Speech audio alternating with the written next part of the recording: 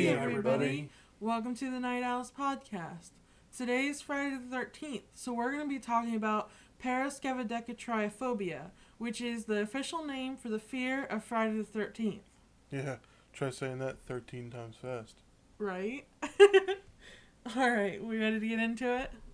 That was probably really cheesy, but I don't know. I thought it was funny. All's good. Credit for popularizing the Friday the 13th myth often goes to Captain William Fowler, a noted soldier who rubbed elbows with former presidents and other high-profile people in the late 1800s. Fowler noticed that the number of 13 was woven throughout his life. He went to public school number 13 in New York City, for example, and he fought in the 13 Civil War battles. So he decided to combat the popular superstition against 13, according to his obituary. You ready to take the next? That's mine. You can take this.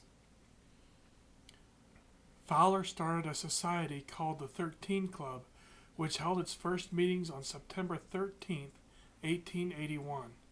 Guests walked under crossed ladders to a 13-seat table festooned with spilled salt. It was a notable party and repudiation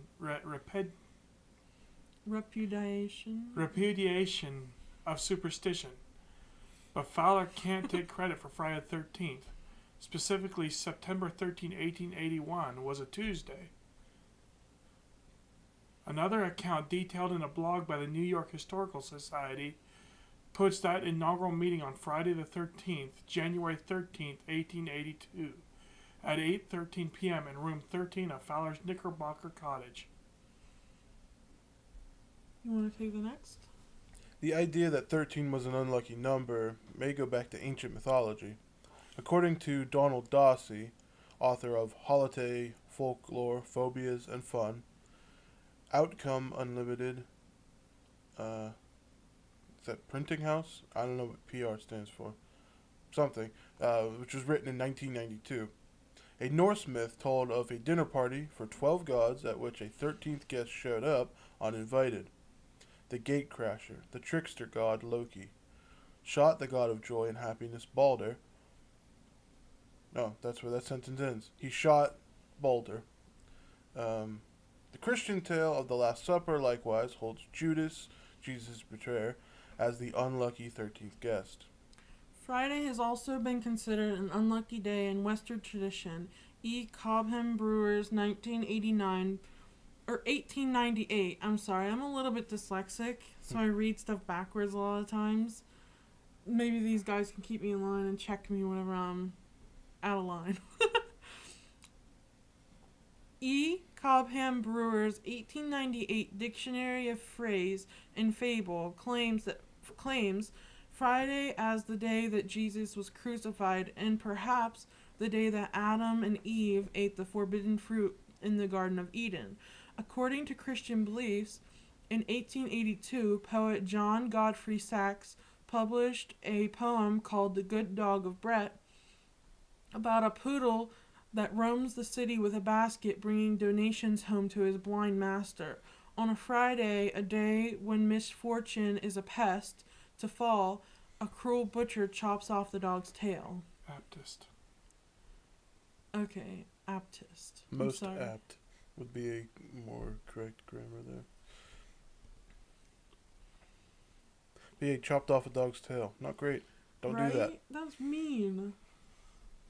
In 1907, author Thomas William Lawson put together the notion of Unlucky Friday and Unlucky 13 with the novel Friday the 13th, a tale of an unscrupulous broker taking advantage of superstition to game the stock market, on that date described as Wall Street Hoodoo Day. Lawson may not have invented the idea of the unlucky date, but he likely spread the notion. And then we got some facts about Friday the 13th to read, if you guys would be cool about that. If not, you can just fast forward, but don't do that. Why would you want to fast forward? There's some pretty freaky stuff in here. At least I thought it was freaky. One thing in the research that I was finding out, it didn't have anything to do with Friday the 13th. Originally, in certain Greek areas, they were more afraid of Tuesday the 13th than Friday the 13th. Was they? And that's why when he started his on Tuesday the 13th, Sorry. Were they? that was actually very common to Greek mythology. Were they? You said Friday, was they? Friday I'm became unlucky more or less because of our work schedule nowadays. Because it's the Friday before church, and if you used to get sick It was on the Friday Friday, before you'd the miss Sabbath. church and all that, and that'd be bad. But so, and basically Friday was supposed to be the start of our weekend. If you got sick on Friday, you'd usually be sick through the whole weekend. It was unlucky, you know? You always had accidents happen on Friday. They couldn't happen during the middle of the week. So you got to miss out on your vacation and not miss out on your whole work week. Right. So I think a lot of that is more modern. That being said, a lot of people, even way back to the 1800s, we do find traces of Friday the 13th all the way back to that. But back further, it was Tuesday, sorry, not Thursday. Okay. Are we ready to read a couple facts? And then just go in order and pick them out? Yeah. It's unclear why Friday the 13th became associated with bad luck. Many think it relates to Christianity, but 13 people attend the Last Supper when Jesus was crucified on a Friday. But there are several other theories about the origin of the superstition, as Alex was saying. Mm-hmm.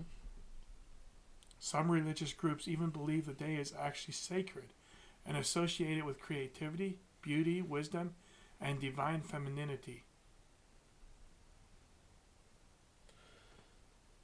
Fear of the number 13 is a common fear in the U.S. At least 10% of people have the fear of the number, and studies show that more than 80% of high-rise buildings in the U.S. don't have a 13th floor. That's according to History.com. Which is interesting because the Sears Tower for years never had a 13th floor. I don't know if it does now or not. I've heard that a lot of like hotels Hotels don't have won't a room have- 13. Yeah. They And just there won't skip be right a over. seat 13 on a bus or a train. Yeah, I think that's pretty interesting. yeah. Because we tried to find the 13th floor when we were staying there with Dad once. And it was kind of funny. Dad's like, see if you guys can find the 13th floor. He knew all about it. It wasn't there. Couldn't find the elevator or anything. Don't know if it's still the same way. Well, there's really no evidence to back up the superstition. Research has been conducted to see if incidents like hospital visits or natural disasters increase on the day, and nothing indicates that they do. To be fair, some bad things in history did happen on Friday the 13th. Go ahead. The World War II bombing of Buckingham Palace took place on Friday, September 13th, 1940, and rapper Tupac Shakur died on Friday, September 13th, 1996. If I'd have known that Tupac was in Tupac, you said Tupac, so I said Tupac. If I'd have known that Tupac was in here, I would have read it. I was hoping that Alex could read that part, but it's okay. Why does he like Tupac? Well, no, No, you're it's just the way that breaking you it up. read it. You read it wrong the first time, and it led me to read it wrong. Tupac Sorry about that. Shakur. You want to read the next? Yeah, I'll take it. But some good things happened too. The famous Hollywood sign was unveiled on Friday, July 13th, 1923. And that's And- good how. Everybody 'Cause goes to it's- Hollywood, look up and see it. Be like, hey, this is Hollywood. And it's like bringing together people and like doing something good for their town. Except for a Well- lot of people go there to kill themselves, which is sad. And it is just But- up on the side of a mountain, so it's not really doing anything good. But It it's doesn't do an, any benefit. it's a sightseeing. I think place. that it's like people see it and they're like, oh, this is America. This is Hollywood. And did you know that when they first put up the Hollywood sign, it was actually Hollywood Land? I thought that was pretty interesting. It was Mm. Hollywood Land, and then they took down the land eventually. Because they just like Hollywood. I remember that time a few years back when them people went up there and they covered up they went to the O's and they covered up two pieces on it and then put a white piece in the middle and it said Hollyweed. That was really funny. I really thought that was funny. Another thing that happened on a Friday the 13th was the Encordian Come on now, English. The accordion was patented on Friday, January 13th, 1854. That's kind of cool. Yeah. I love the accordion. The Friday the 13th films own a spot on the fifth highest grossing horror franchise in the U.S. history. It grossed $380.6 million at the U.S. box office. If you're still scared, there are lots of things you can do to ward off bad luck, like wearing your clothes inside out, carrying an acorn in your pocket, or breaking a clear, uncolored glass. And be sure to stay away from things that might bring more bad luck your way, like cracks in a sidewalk and black cats. You should also avoid killing spiders, opening umbrellas and doors, spilling salt. Speaking of black cats, one Indiana town enacted a law in 1939 that required all black cats to wear bells around their necks on Friday the 13th. I would love to see them capture all the black cats and tie a bell to their neck. That'd That'd be kind of cool, though. difficult task. If you live where they do that, like, that'd be pretty cool. Let us know in the comments below. Like, how does that work out? Like, They probably don't do it.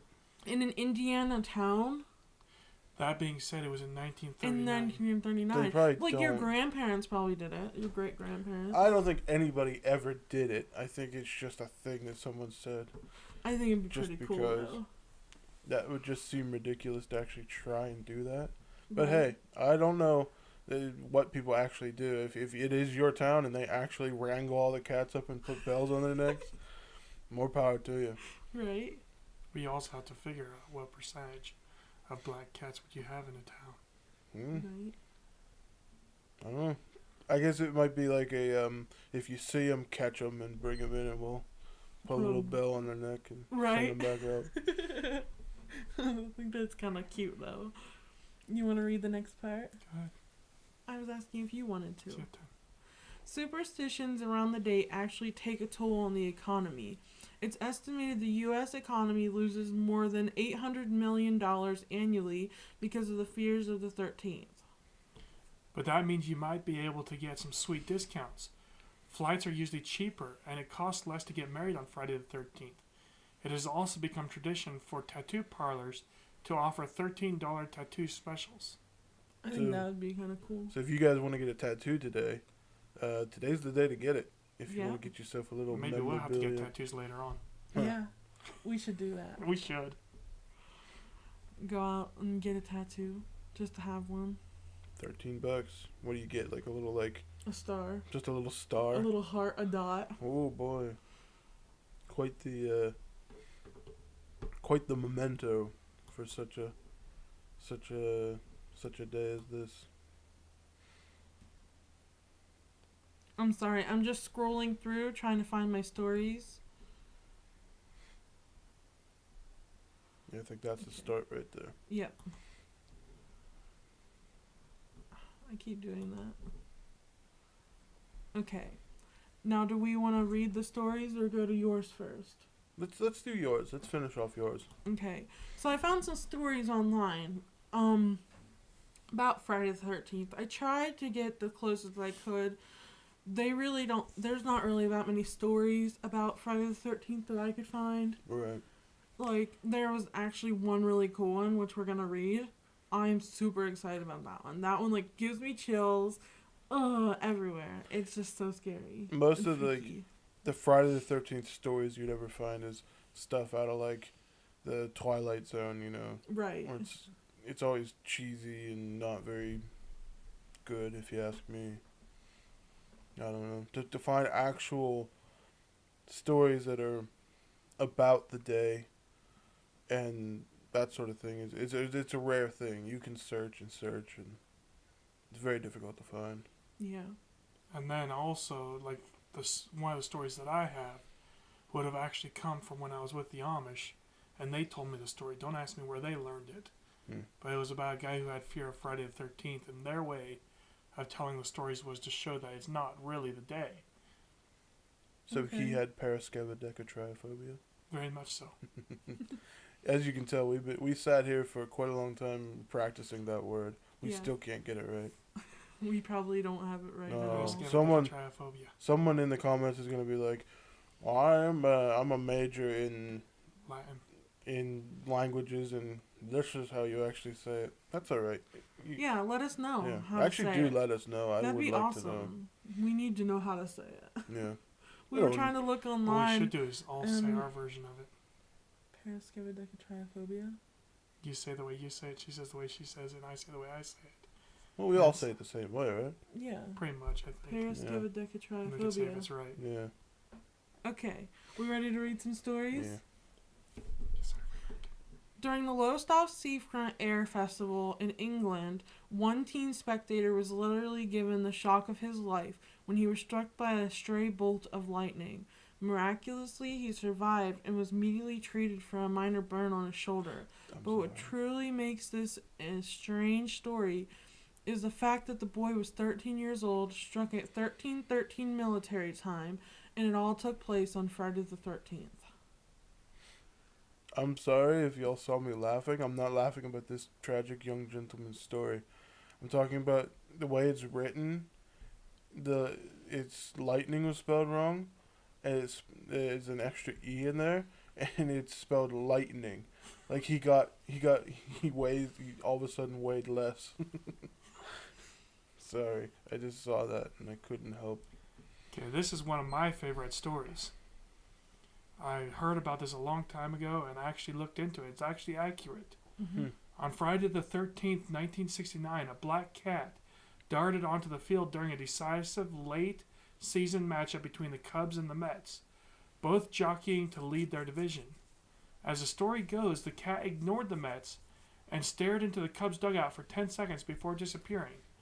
The Cubs crumbled after that game, losing 18 of their next 27 games and toppling from first place in the division.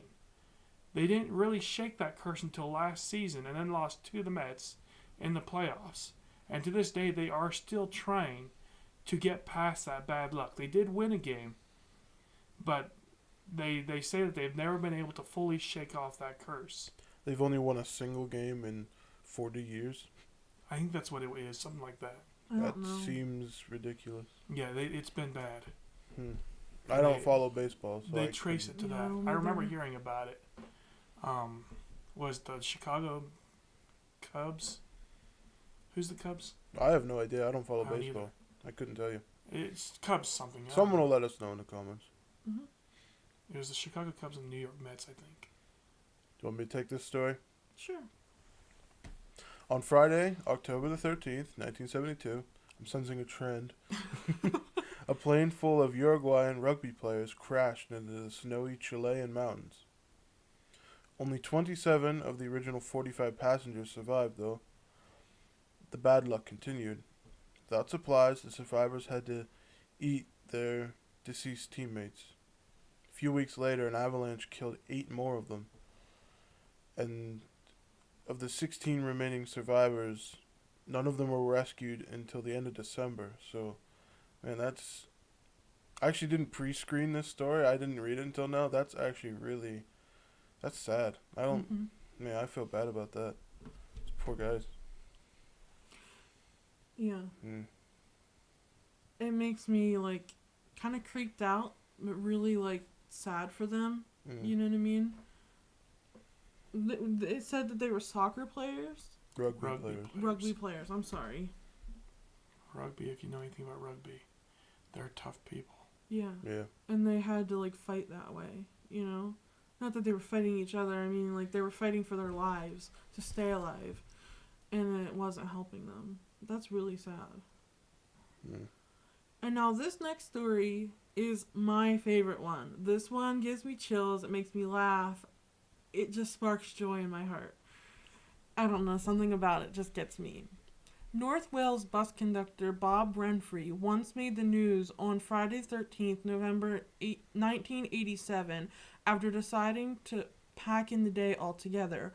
According to Bob, the date constantly played havoc with his life.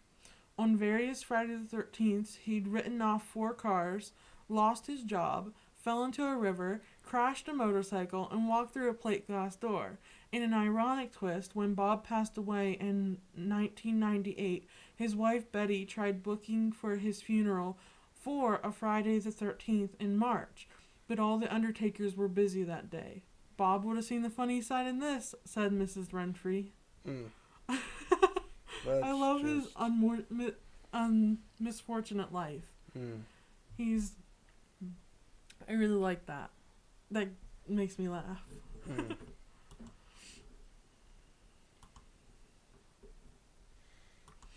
Can I say mine then? Yeah, go ahead.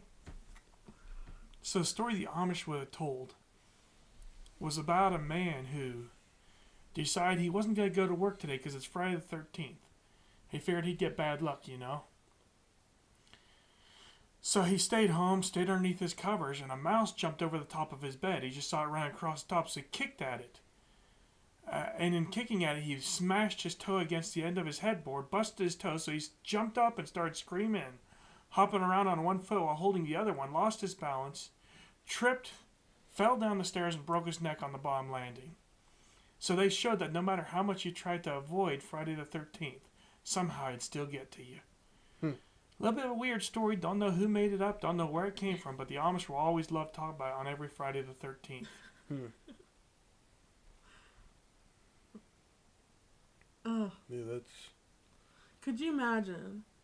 Like, you're really superstitious and you're trying to get away from it, but, like, you literally can't.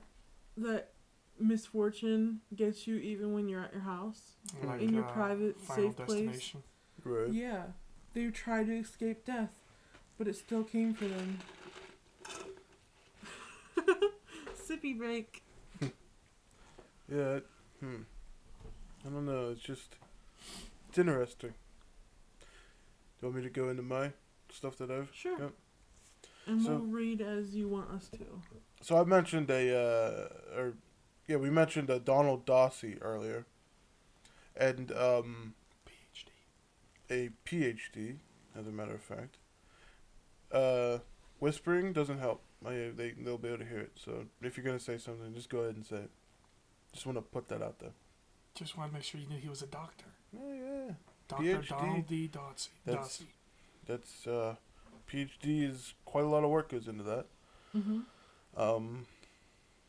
One quick thing before I go into reading this. Is there any way we can make the text a little bit bigger? Because I Okay. can't see it. Can't get glasses. I gotta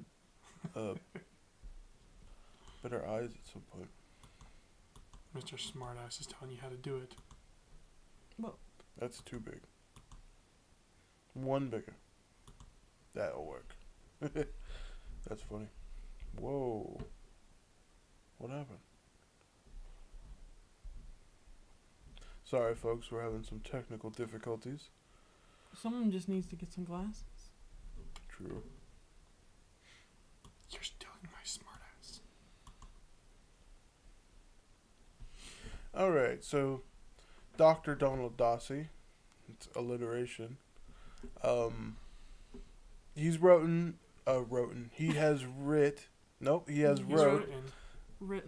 He has written a book about Friday the 13th, and we actually decided to look into him a little bit and just kind of look into his background, considering that I can't think of anybody else that's written a book that we have read on here, about anybody writing a book. So we figured we'd look into his background, just kind of see, like, what sort of person, he is, that sort of thing. So we have a little write-up here that we're going to read about him. So, let's get into this. As a behavioral scientist, media personality, and author, Dr. Dawsey is an internationally acclaimed authority in the treatment of anxieties, phobias, and stress. He is... Hold up. He is media's choice on disaster stress. Yeah. Dr. Dawsey is as well known as an entertaining historian, folklorian. He is the founder and marketing vice president of Outcomes Unlimited, Inc., a production company that specializes in stress and phobia management, media presentation skills, sales, relationship, and management training seminars. During his years as a graduate instructor of clinical psychology at California's Pepperdine University and a research assistant in conceptual psychiatry for the National Institute of Mental Health. Dr. Dossi developed revolutionary techniques for overcoming anxieties, phobias, and stress quickly, predictably, and permanently. He, a former graduate university instructor, founded the Stress Management Center / Phobia Institute of Southern California, and in Asheville, North Carolina, he has been a communications and behavioral consultant for over 25 years. Cool. Dr. Dossi created, tested, and adopted a revolutionary new program of telephone consultation which has proven to be faster in obtaining results than any other known form of one-on-one therapy. He has produced audio cassette programs that have helped thousands worldwide. He is author of Holiday Folklore, Phobias and Fun, Mythical Origins, Scientific Treatments, and Superstitious Cures, and Keying the Power of Positive Feelings, Overcoming Fears, Phobias, and Stress. Wow, that's a lot of books. Right? It's way more writing I've ever done. He has hosted his own radio show, It's Time to Live, and The Fear Buster. Dr. Dossi is a sought-after guest on television and radio, broadcast nationally, as well as programs as far away as Australia and Europe. His insights have been published in national newspapers and magazines, discussed on hundreds of radio and television shows worldwide, including The Oprah Winfrey Show, Geraldo, and numerous appearances on CNN, Hard Copy, and National Public Radio. He speaks and conducts seminars throughout the world. With his down-home style and sense of humor, it's not surprising that Dr. Dossi is often described as the Will Rogers with a PhD. So, basically, all of this writing, we thought we would we just kind of wanted to talk about Dr. Dossi, just kind of like get an idea of his training, his experience, his expertise in this in this field. The reason why is because I'm the one who presented this this reading here to the group. The reason why is I like the idea of, if we're going to be talking about somebody, I want to kind of get a feel of, do they actually know what they're talking about? Right. And I think, all the stuff that we've read about this guy, I think that, I think he's proven to at least have some sort of grasp on what he's talking about. I mean, all the books he's written, that's way more books than I've ever written, Right. So, my favorite thing about him is the fact that he's studied into a lot of the folklore and actual history of a lot of his, a lot of the theories that he comes up with, which, unlike a lot of people who just say, oh, this is the way it is, this is the way we see it, he actually did some investigation into it. And he was the one who had brought up certain parts of the folklore about Balder being killed by Loki. He actually studied the mythology behind that, and that I kind of appreciate that. So you said you had some stuff to bring up, some historical stuff. One of the biggest things we see Friday the 13th coming out in would be actually in maritime jobs and that. In other words, Navy, the British Navy, the Spanish galleons, all of them had superstitions. One of them was to have a woman on board. Another one certain groups went by was having bananas on board. But one that everybody always held together as a big superstition would have been Unlucky Fridays and any 13th day. There was a reason why they wouldn't do 13 of anything on a ship. You didn't have 13 cans, you only had 12. Or 12, 14. 24, any of that. You never had 13. They considered that an imbalance and your ship would sink. It was unlucky. We find much more superstition amongst ships than modern land people, because they're out there in the scary ocean, they're sailing, you can find all kinds of myths and legends behind it. But Friday the 13th, a lot of people believed that to go out on an unlucky day on top of an unlucky number was the most worst bad luck to be. Now, if you were out over that time, it was okay, but you were never supposed to launch on Friday the 13th. That being said, I did look into it, and they claim some people were claiming that the British Navy sent out a ship that they called Friday, and they launched on Friday the 13th. After doing some extensive research on that, there was no such ship. They did launch several ships on Friday the 13th as the American Navy, but not as the British Navy. And some of them did sink, of course, but there was nothing exactly pertaining to them being made or launched on the 13th of Friday. But even then, you can still find that all throughout it, that on the Friday the 13th, most often the sailors wouldn't even want to leave their bunks. They was so superstitious that they would have been similar to the man that broke his neck, kicking a mouse over his bed, you know? They wouldn't want to go above deck. They didn't trust it. They waited. Quite often, if the sea would allow it, they would have stayed below deck for the whole day. Now, I don't have a whole lot more information about that, but I can find, if you look online, you can see all throughout maritime history that they have the legends of Friday the 13th or even the 13th day where it was held in great superstition. Interesting. Yeah. So what do you think about Friday the 13th? Do you think there's anything behind it, or do you think it's just a bunch of hogwash? Personally, I believe, this is my personal opinion, I believe it is all just coincidences. I believe that it is, there's a term that I'm actually having trouble thinking of the actual term. I think it's like not too long ago, and this is kind of a conspiracy theory. Not too long ago, people were talking about like Facebook is listening to them, and so like when they talk about something, they see an ad for it. Mm-hmm. I believe that that's just a confirmation bias. I think that you were going to see that ad whether or not you talked about it, but because you talked about it, it made it more likely that you would think about actually seeing it. Yeah. That's what I think that Friday the 13th is. I think it's just a confirmation bias. I think that it's just because something happens on a Friday the 13th, if it wasn't Friday the 13th, it was still going to happen. Right. That being said, we're not saying that Facebook spies on us or not.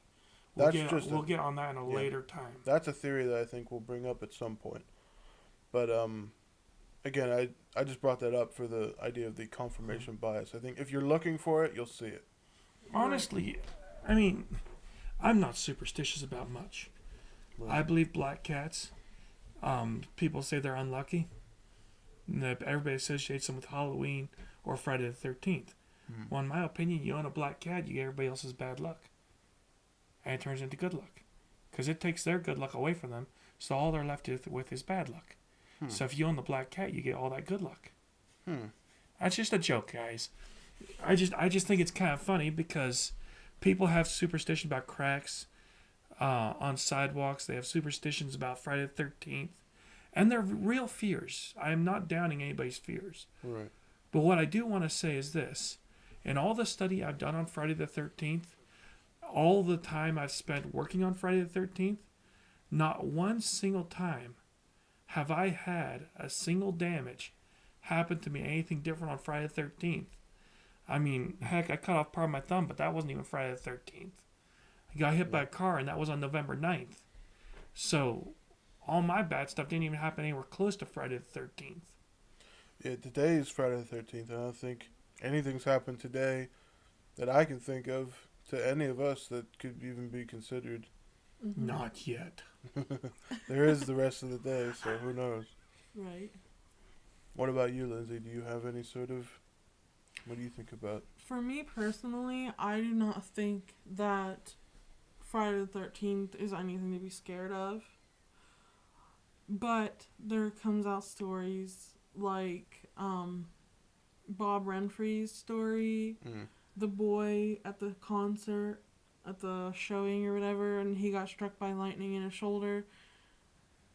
And it was like, that's such a coincidence. And that's all it is. It's a coincidence Yep. that was too extreme to be believable. But there it is. It's right in front of you. You know what I mean?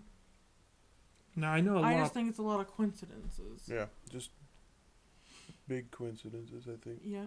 a lot of people don't believe in coincidences. They believe that it's going to happen the way it was planned or destined to happen. I don't know how I look on that, but I will say this: we tell the story about the young boy getting struck on the 13th.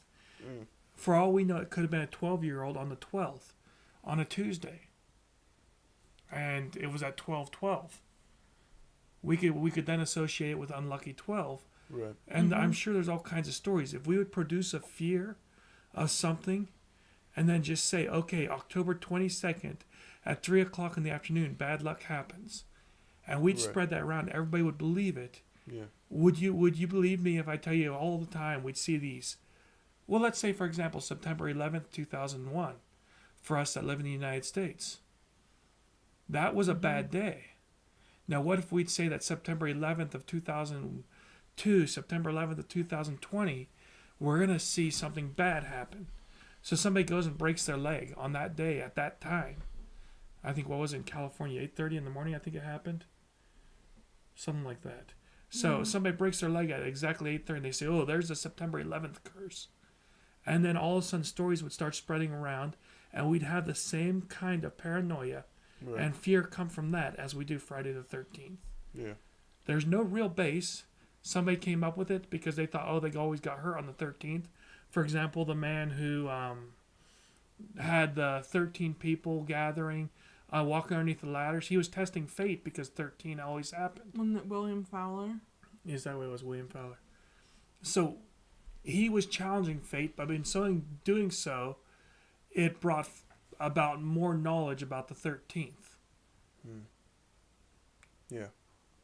It actually, it's been proven, like mathematically, there's this idea that it's not actually that if something doesn't happen for a long time, and then it does start happening more often in a short amount of time, that's actually, we've proven mathematically that that's not a thing that just happens, that these are all things that were going to happen within that set amount of space.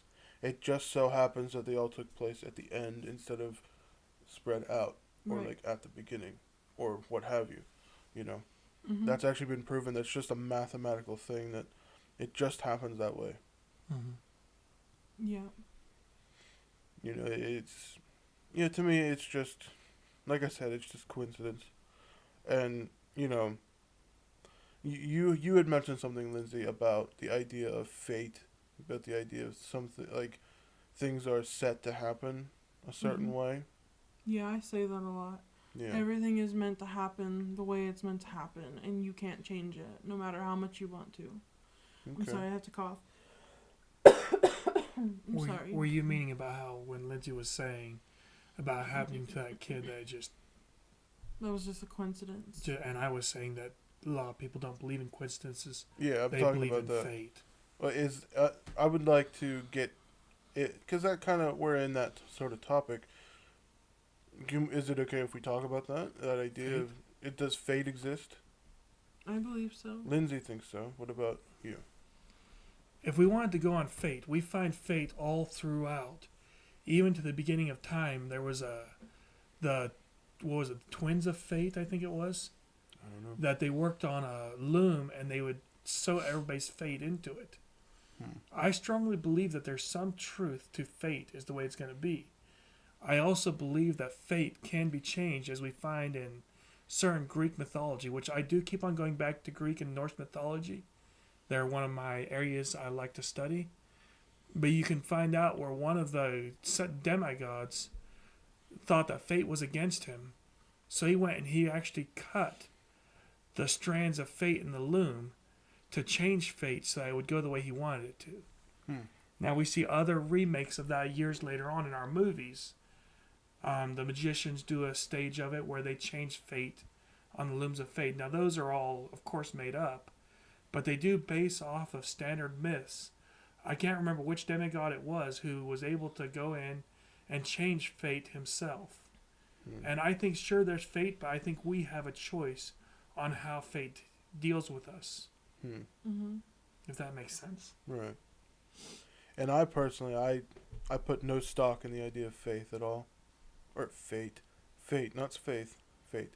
I don't believe in fate. I don't think there's a predetermined anything. I think that life from, from the first moment of the universe, I think everything is just a series of coincidences. Any parallels that can be drawn, it's just coincidence. I think it's all coincidence. Nothing was ever written long before. Nothing like that. I think it's. I don't know. I can't put the idea of an intelligent designer knowing anything or being able to, like, the idea of something happening because it was supposed to. Mm-hmm. I just don't think the universe works that way. I don't know. I think everything's just. I think everything just happens, and I think really what it comes down to is how you react to the things that happen. I think that's what changes your life to make it go down certain paths as opposed to others. Mm-hmm. I don't think we can. I don't think we can fix it or change it. I think we just have to adapt to what's happening. Yeah. In many ways, it's honestly it's a very, one would call that like a pessimistic attitude. The idea of nothing really matters because it's just gonna happen. I think that kind of would lead towards the idea where you say you don't believe in fate, you think it's just coincidence. Yeah. There's another thing I also don't believe in that would actually lead more towards the Friday the 13th unlucky or lucky or whatever it is. I don't believe in luck. Yep. I believe that Yeah. luck is only what you make it. So what Alex is saying by fate is only coincidence, I don't know that I see eye to eye with that, but I do understand what he's saying, is that life is just what you get given to you, and how you handle it is what ends up making your coincidental happenings. Is that correct? I think it's luck and lucky and unlucky are just mathematical properties. I think it's Probabilities. just the chances of something happening. The less often, or the less there's a chance of a string of activities happening, the more you would consider that to be more lucky or more unlucky. It's like your dog just got hit by a car, and then your brother broke his leg, and then your dad died in the hospital.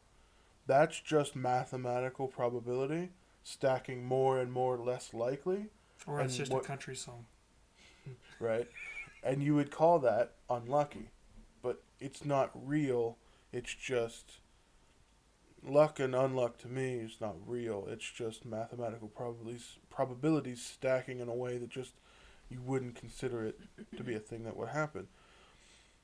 Or it could go the opposite way. You win the lottery and then you find a $100 bill on the street. I don't know, all that kind of thing. It really, I don't think any of it's real. I think it's just happening. And, So I don't then think- where's your purpose?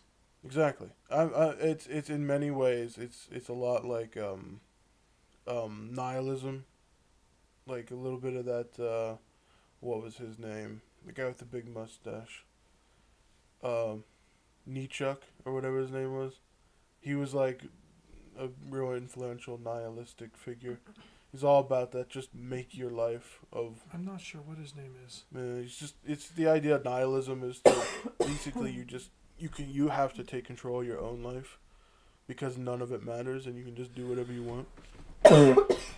It's very like people would. It's a very pessimistic, nihilistic view. The idea. But yeah, I don't know. I just I just can't put my hands in some other. Or I can't put my life in that sort of idea of it's meant to be one way or another. I think it's just happening. So that's just me though. Mm-hmm. Well, I think we're actually coming close to an end. We're almost at an hour already. Oh, really? Wow. Yeah. Hopefully you can give us your opinions on Friday the 13th. Yeah. Some of your superstitions and fears, and we will gladly try to make comments on them or respond back, and who knows, maybe your comments will end up in one of our videos. Yeah. We try to appreciate our viewers. We try to give them a chance to give us ideas and opinions. Mm-hmm. And if you have any opinion or disagreement with what we say, Yes. please leave it in the comments Please. below so we can understand, we can actually look at it and see if we made a mistake. Yeah. You might be Yeah. able to show us an idea that we'd never even comprehended before, you know? Yeah. A different perspective that we had no prior knowledge of, and it might help us formulate our own opinions, Mm-hmm. which is it's a very important thing that I think that you guys can definitely do for us at some point, you know? Mm-hmm. And we hope that you stay safe for the rest of the day, that the Yeah. bad luck from Friday the 13th Yeah. don't catch you. Don't Yeah. break any windows, no mirrors, keep away from those cats. Well, you can Wear break a your clothes window, just not a inside out. mirror. Yeah. If you want to keep away from the bad luck, break an uncolored piece of glass and wear your clothes inside out and carry an acorn in your pocket. Don't reach for the salt, you might knock it Yeah. over. And if you're in Indiana, if you're in that town in Indiana, you Make sure see you a black tie cat, some bells on their necks. you grab a hold of that thing and you take it to your nearest official, because they obviously want a bell around its neck. So Yeah. And if everything else fails, you can always try to go kill a poor little rabbit and take its foot off and tie it around your neck. Don't ever understand that one. Right? rabbit's foot. You could do that, or you could just go to some mom and pop store and find one. You can probably Yeah. buy them for 25 cents. But they're not the same. Oh, you gotta get it fresh. That's the way to get the real luck out of it. Ew. Poor rabbit. Was his unlucky made your luck? That just don't make sense. Yeah, I know, right? That must mean that rabbits are the rabbit. luckiest animals in the world, because for 364 days out of the year, ain't nobody trying to cut their feet off. It's just one day out of the year. It's like, oh, there's more than one Friday the 13th, but it's, Yeah. you know, This year, though, I think there's two. it's like when Friday the 13th rolls around, everybody's trying to cut their feet off and put them around their I neck. don't know. Isn't it 4 this year? No, I think there's only two. It's. me and I think Alex I do actually that. looked it up. If it's not none, it can never be more than 2. That's what I've Is heard. that what it is? Okay. Like there's some years where there's big stretches of time where there is no Friday the 13th. Well, I guess we can't explain that to the rabbits we got down in Kentucky that you guys wouldn't have been along. That was when I still watched the movie. Not here. Alrighty. Well, leave a comment down below on what you think about everything. If you like this video, click the like button. If you dislike it, click the dislike too. Yeah, that way we know if we need to up our... Our producing ability. Yes. Yeah. That being said, we do like to keep our own ideas. We won't totally conform to whatever anybody else says, but we Right. still don't want to be offensive. So if we're offensive, Yeah, leave please a let comment us know. and let us know what is going on. And don't forget to hit the subscribe button. And don't forget to hit the bell notification to get notified on every upload. That way you never miss one. Yeah. Alright, remember, till Till next next time, time, keep it creepy.